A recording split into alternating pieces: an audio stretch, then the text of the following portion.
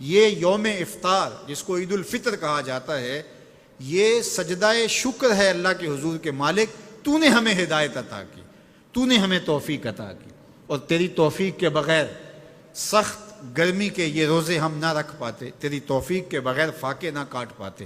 یہ تیرے ہی کرم سے، تیری ہی دی ہوئی توفیق سے ہمیں صبر نصیب ہوا۔ الصوم نصف الصبر، روزہ آدھا صبر ہے۔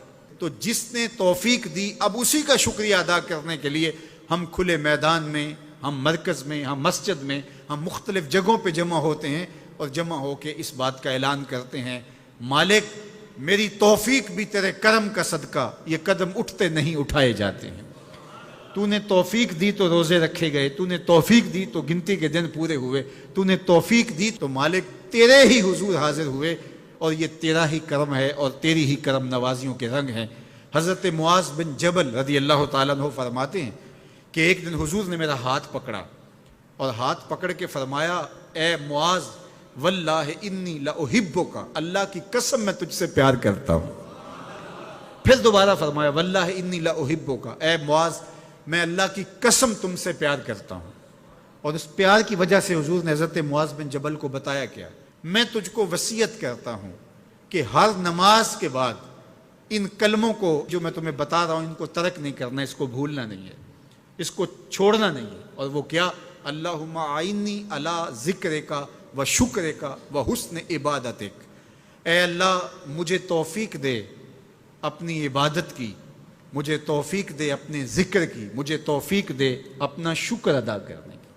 تو اللہ کا شکر ادا کرنے کی اس سے توفیق مانگی، مالک نعمت بھی تو دے اور اس نعمت پر شکرانے کی توفیق بھی تو عطا کر۔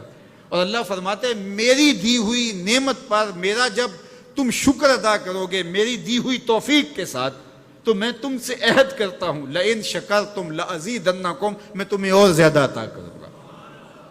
اللہ اکبر! شکریہ سے نعمت میں اضافہ ہوتا ہے، نعمت میں برکت ہوتی ہے۔ ایک دوسرے مقام پہ کتنی خوبصورت بات ارشاد کی، ما یفعل اللہ بعذابکم ان شکرتم و آمنتم، اللہ فرماتا ہے کہ وہ تمہیں عذاب دے کے کیا کرے گا اگر تم شکریہ ادا کرو اور ایمان لاؤ۔ اللہ کی چاہت نہیں ہے کہ تجھے جہنم کی بھڑکتی ہوئی آگ میں ڈالے، جو آگ تمہاری ہڈیاں توڑ کے رکھ دے، تمہارا گوشت جلا کے رکھ دے اور تم وہاں ذلت سہو، یہ تمہارے رب کی منشا نہیں ہے۔ وہ یہ چاہتا ہے کہ تمہیں جنت کی بہاریں نصیب فرمائے۔ یہ تمہارا عمل ہے کہ تم عذابوں کو خرید رہے ہو، تم عذابوں میں چھلانگے لگا رہے ہو۔ اس کی مرضی کیا ہے، اس کی رضا کیا ہے کہ تم شکر ادا کرو اور اس پر ایمان لاؤ، تو وہ تمہارے گناہ بھی معاف کرتے، تمہارے درجے بھی بلند فرماتے۔ بلکہ ایک دوسرے موقع پہ اللہ تعالیٰ نے قرآن مجید میں ارشاد فرمایا کہ تم جہنم کے گھڑے میں گرنے والے تھے، ایک جنبش پا کی دیر تھی کہ تم ایندھن بن جاتے۔ کہا کہ میری نعمت کا شکر ادا کرو کہ جس نعمت نے، اس نعمت سے مراد محمد عربی صلی اللہ علیہ وسلم، تمہیں جہنم سے نکال کے جنت کی راہوں پہ ڈال دیا۔ تو ہمارا رب ہمیں بخشنا چاہتا ہے، ہمارا رب ہماری مغفرت کرنا چاہتا ہے، ہمارے گناہوں کو معاف کرنا چاہتا ہے۔ رحمت رب بہانہ می جویت، اس کی رحمتیں بہانہ تلاش کرتی ہیں، اور بندوں کو بخشنا اسے بڑا پسند ہے۔ تو وہ کتنا کریم ہے، کتنا کریم ہے، کتنا کرم فرمانے والا ہے، کتنا رحیم ہے بندوں پر۔ جب بندے عیدگاہ کی طرف آ رہے ہوتے ہیں اور چیخ چیخ کے کہہ رہے ہوتے ہیں اللہ اکبر اللہ اکبر لا الہ الا اللہ واللہ اکبر اللہ اکبر وللہ الحمد اللہ اکبر اللہ اکبر لا الہ الا اللہ واللہ اکبر اللہ اکبر وللہ الحمد اللہ اکبر لا الہ الا اللہ واللہ اکبر اللہ اکبر وللہ الحمد۔ تو اللہ فرشتوں سے فرماتا ہے کہ کیا مزدوری دی جائے اس مزدور کو جو کام پورا کرے؟ تو وہ کہتے ہیں مالک اجر تو پورا ہی ملنا چاہیے۔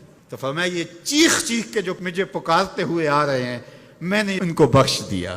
اور وہ چیخ چیخ کے کیا کہتے ہوئے آ رہے ہیں؟